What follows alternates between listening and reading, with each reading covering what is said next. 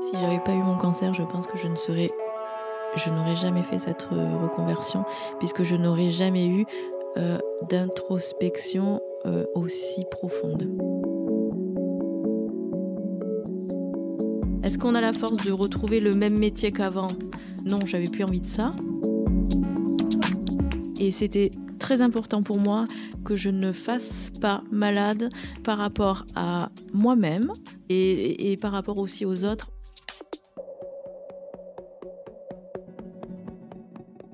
Bonjour, je m'appelle Anne-Sophie.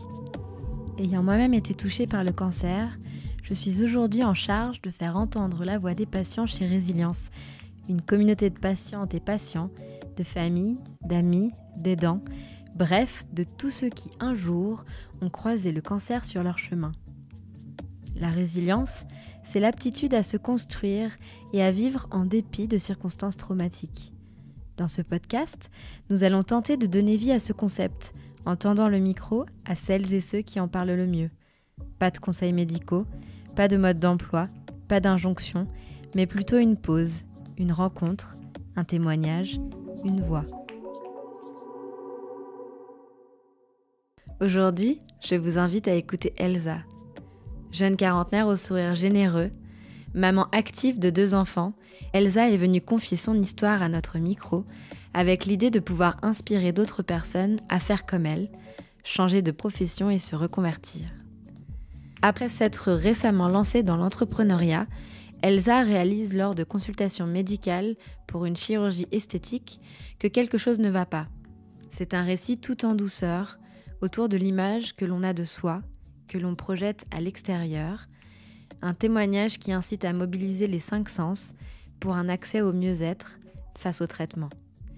C'est aussi, selon moi, la capacité à être actrice de sa vie, de sa carrière et de ses choix. C'est un témoignage d'une femme qui sait écouter sa voix intérieure et se donner les moyens d'aller au bout de ses rêves. Bonne écoute!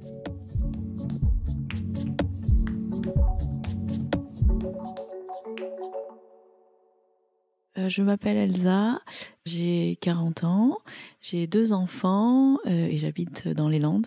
Mes enfants ont 8 ans et demi pour le plus grand et 2 ans et 4 mois pour le plus petit. J'ai appris que j'avais un cancer quand j'ai voulu, en fait, suite à mes 2 grossesses, refaire une reconstruction mammaire. Et suite à ça, je suis allée voir plusieurs chirurgiens et je trouvais ça assez étonnant finalement qu'on ne me propose pas de faire une imagerie juste avant de m'opérer. On m'a répondu qu'en fait, c'était à partir de 50 ans que je devais me faire contrôler. Et avant, c'était trop jeune, donc l'imagerie n'était pas nécessaire. C'est moi qui ai insisté, en fait. Et là, le verdict tombe le 22 novembre. On se souvient souvent des dates. La personne qui a fait la radio me demande de venir et m'annonce que j'ai 8 lésions dans le sein droit.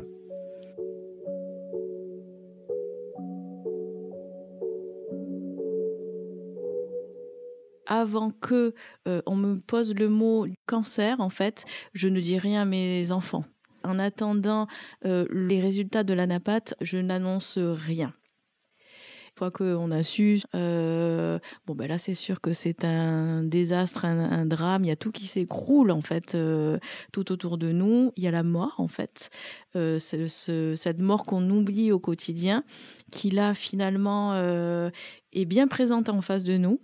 Et la première des questions que j'ai posées, c'est au chirurgien, est-ce que je vais mourir ? Donc on a attendu tous ces résultats et quand ça s'est précisé, c'est là que je me suis sentie de le dire à tout le monde quelque part.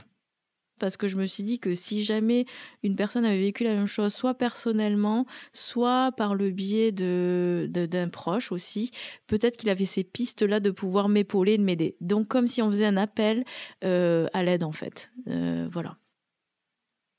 Et tout s'enchaîne. On me fait rencontrer un chirurgien, donc spécialiste du cancer du sein. On me dit qu'à partir du lendemain de Noël, le 26 décembre, on doit me poser le cathéter et qu'à partir du 9 janvier, les premières chimios tombaient. Et là, en fait, tout s'enchaînait. Les grosses chimios d'abord, donc c'est le C100. Et ensuite, de là, il y a le Taxol qui vient avec 12 cures de Taxol. Donc chaque semaine, je devais y aller. Et là, une mastectomie totale de mon sein droit en juillet. Donc là, depuis, je suis sans rien, avec j'ai une prothèse externe, voilà, et j'envisage une reconstruction mammaire, mais une fois que tous les tissus ne seront plus inflammés, puisque j'ai garder des handicaps. J'ai un problème de l'amplitude, j'ai vraiment tous les tissus qui sont de mon côté droit pectoral complètement figés, et donc c'est la kiné qui travaille sur la peau, sur les muscles pour que je retrouve une souplesse et l'amplitude. À ce jour, je ne peux pas attraper un objet dans un placard quand c'est trop haut, ou je ne peux pas lancer une balle de tennis, un ballon, voilà. Sachant que j'ai une hormonothérapie pour 5 ans encore, puisque j'avais 2 typologies de cancer dans un même sein, mais 2 typologies. C'est vrai que j'ai eu le parcours très long de traitement de cancer. C'est vraiment le parcours le plus long qui puisse exister. Et donc, quand on a cette annonce et ce verdict qui tombe, on se dit, qu'est-ce que je fais moi ? Là, on a 2 choix. C'est soit on se résigne et on sombre dans la dépression ou dans la tristesse, la colère, ou soit on se dit je vais me servir de tout ça, même si c'est difficile, pour m'élever encore plus. Et surtout quand on a des enfants, on n'a pas le choix que de devoir avancer, en fait.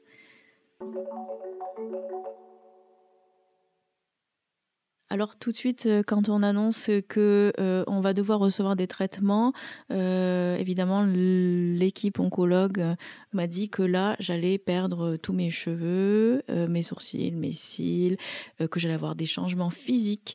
Donc on énonce la possibilité de tous les changements qu'on peut rencontrer et des désagréments, mais qui sont quand même assez... c'est plus que des désagréments, des mucis dans la bouche, le fait que finalement on a les baisses de globules blancs, donc on est très très fragile et que finalement on peut tomber tout le temps malade, la possibilité de, quand on se fait une plaie, que ça s'infecte, voilà, donc il y a la dégradation physique externe, mais aussi interne, et surtout cette immense fatigue qui fait que on n'est plus ce qu'on est aussi, c'est-à-dire je suis quand même quelqu'un de dynamique, et là je me suis retrouvée souvent alitée sur un canapé, à plus pouvoir bouger parce que littéralement j'avais une fonte musculaire et j'avais plus de jus, en fait. L'apparence physique a toujours été importante pour moi, surtout mes cheveux, puisque je les avais très très longs, ils m'arrivaient au milieu du dos. Donc quand on m'a annoncé ça, je me suis dit, bon, écoute, c'est soit la santé, de toute façon j'ai pas le choix, donc je vais devoir passer par ces étapes-là. Et puis c'est vrai que 2 jours après, je me suis dit, il y a des solutions. Il y a des solutions, il y a des prothèses capillaires, il y a des solutions de maquillage des sourcils, il y a des solutions de pose d'extension de cils. De nos jours, en fait, avec tout ce qui est esthétique, on peut vraiment arriver à des choses formidables. Et c'était très important pour moi que je ne fasse pas malade par rapport à moi-même et par rapport aussi aux autres au niveau social, que ce soit pour ma famille, mes enfants, quand je les emmène à l'école et que je croise d'autres parents, que je passe incognito finalement, que personne ne se doute que je sois sous traitement. Petit à petit, on se regarde dans le miroir et on se dit, mais je change physiquement, je change complètement. Donc quand on prend sa douche, je vois mon visage, mais quand on est obligé d'enlever tout ce qu'on a et qu'on se retrouve la tête nue et sans son maquillage, en fait on tourne quand même le regard, on regarde plus le miroir. Voilà. Mais moi, je me suis dit que c'était possible de parer à tout ça et qu'avec des accessoires, avec du maquillage, on pouvait arriver à retrouver une allure qui est correcte, en fait, pour soi-même et pour les autres. Et donc, petit à petit, j'ai été prise de manière bienveillante par la socio-esthéticienne qui s'est occupée de moi tout le long de ce parcours de chimio. Et je pense que j'ai quand même bien fait cet exercice-là, puisque je me suis bien renseignée. J'ai pris le temps de trouver la prothèse capillaire qui me convenait vraiment bien. Et puis même au niveau du teint, du maquillage, parce que quand on ressort de chimio, j'étais vertilleule. J'ai une peau bronzée à la base. Et là, du coup, je faisais pour le coup un sourcil sans cils et un teint très malade. Donc, heureusement que la socio-esthétique a pu m'apprendre à prendre soin de moi aussi et de ma peau. Prendre soin de soi, en fait, c'était pas que l'aspect physique, c'est vraiment un travail aussi d'introspection. Quand on sait qu'on va devoir passer 1 année et demie à devoir recevoir des traitements et passer des moments difficiles. Donc prendre soin de soi, c'est pour une fois, quelque part, s'écouter dans les temps de repos, dans ce qu'on est, se respecter. Et puis se respecter aussi, c'est par rapport à l'image de soi. C'est un temps d'arrêt où on se dit... là maintenant, j'ai vraiment besoin de ce respect, de me connaître, de connaître mes limites. Là m'est venue l'idée de penser à la reconversion professionnelle. C'est au moment où j'ai reçu mes premiers, on va dire, soins de socio-esthétique que je me suis dit non, mais là, c'est vraiment la voie que je souhaite prendre.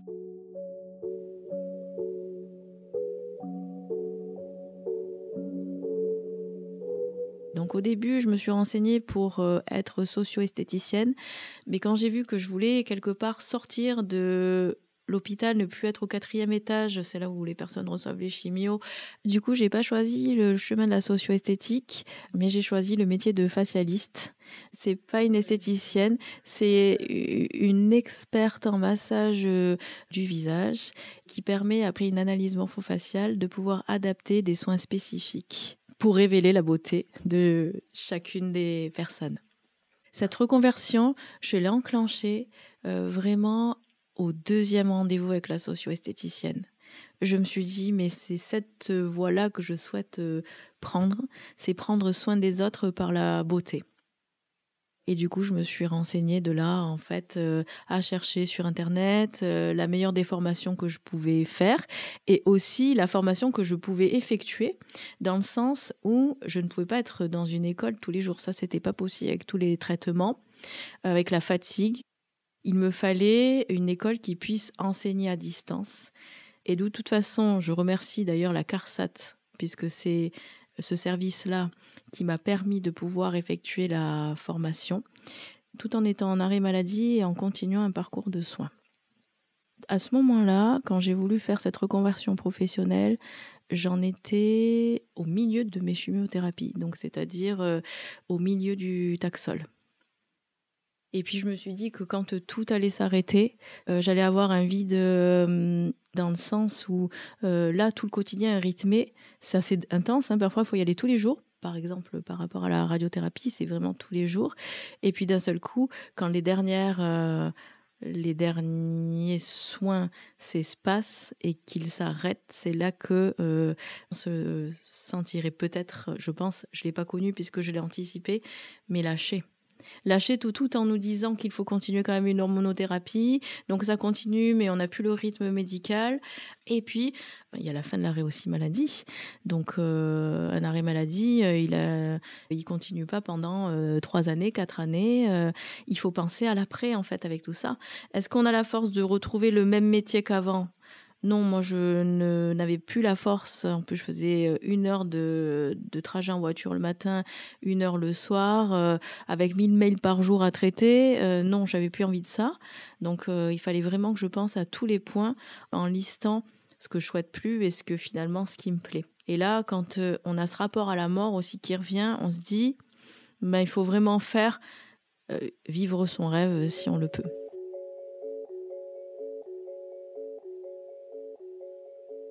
Donc la reconversion aussi par le toucher m'a paru être très très importante.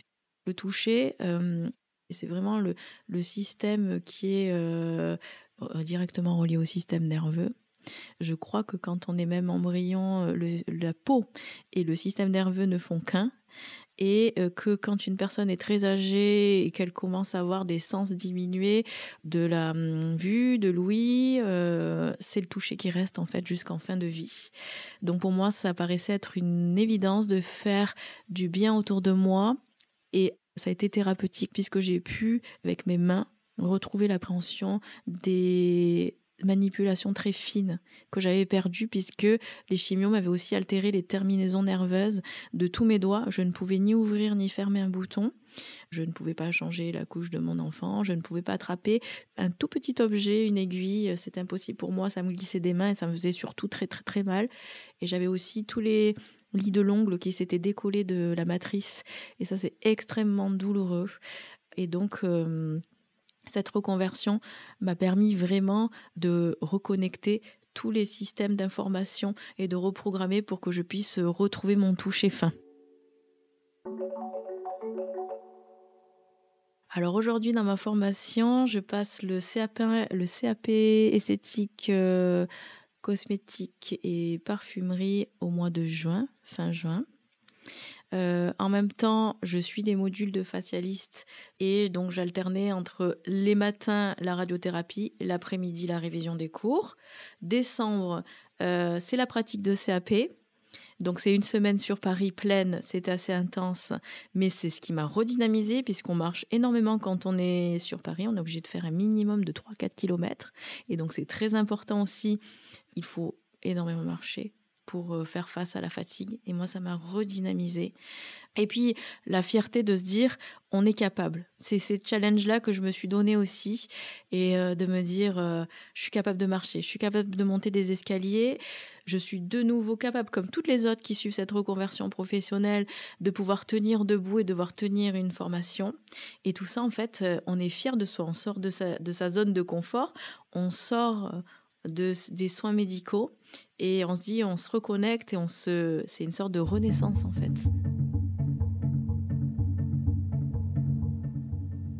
J'ai parlé à mes médecins de cette reconversion que je souhaitais entreprendre, puisque l'oncologue, en fait, c'est lui qui dresse aussi l'état du dossier, est-ce que je peux ou pas. Et finalement, bien évidemment, ils ont accepté que je puisse suivre cette formation. J'appréhendais ce moment-là aussi. Je me suis dit, est-ce que ça va être accepté ou pas accepté? Parce que si c'est pas accepté, il va falloir que je me réinvente aussi autre chose, en fait. En tous les cas, je pense que je me suis donné le moyen de pouvoir m'en sortir psychologiquement. Voilà, ça a été finalement l'issue à cette maladie. J'ai bien sûr averti les personnes qui encadrent la formation, parce que je trouve que déjà d'une, d'être tout à fait claire, transparente, c'est important, sachant que il y a des soins qui sont faits puisqu'on s'exerce sur des modèles qui, vice-versa, sont aussi praticiennes.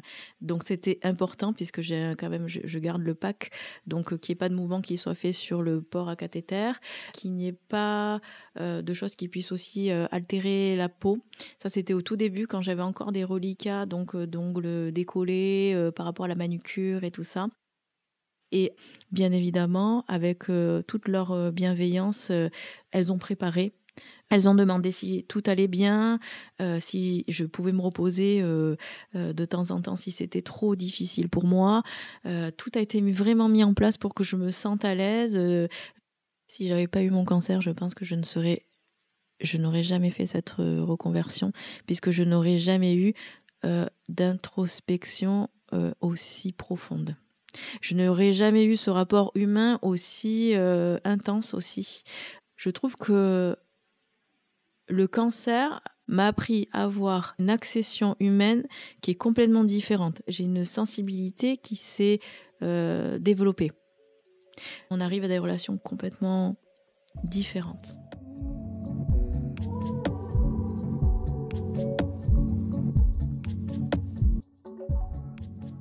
Pour moi, la définition de la résilience, c'est d'accepter une situation telle qu'elle est. Et c'est surtout ne jamais se résigner. C'est aussi le fait de vouloir avancer, coûte que coûte. Quoi qu'il arrive dans l'adversité, c'est ça. c'est de ne pas être fataliste, de ne pas se dire que tout est terminé et aussi que rien n'est impossible.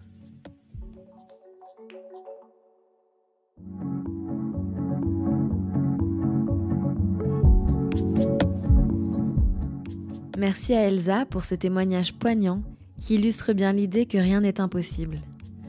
De caractère optimiste, Elsa a su tisser le chemin de ce nouveau parcours professionnel dans lequel elle s'est plongée à 100%, et ce, malgré les traitements qu'elle continue à recevoir pour faire face à son cancer. Certaines rencontres sont essentielles, elle en est l'exemple phare. Avec résilience, ténacité et amour de ce nouveau métier, elle chemine dans sa formation et a déjà presque mis derrière elle ce chapitre du cancer qui lui a donné l'impulsion de ce changement de carrière. Elle nous montre qu'il est possible de se réinventer si on le souhaite vraiment, et cette bouffée d'enthousiasme, de douceur et de passion est rafraîchissante, surtout lorsque l'on sait tous les moments difficiles qui ont pu ponctuer son chemin jusqu'à aujourd'hui. Nous lui souhaitons tout le bonheur de pratiquer ce nouveau métier, de pouvoir apporter du mieux-être, de la détente et du lâcher-prise à celles et ceux qui mettront leur corps entre ses mains expertes. Quant à moi, je vous retrouve très prochainement pour un nouvel épisode.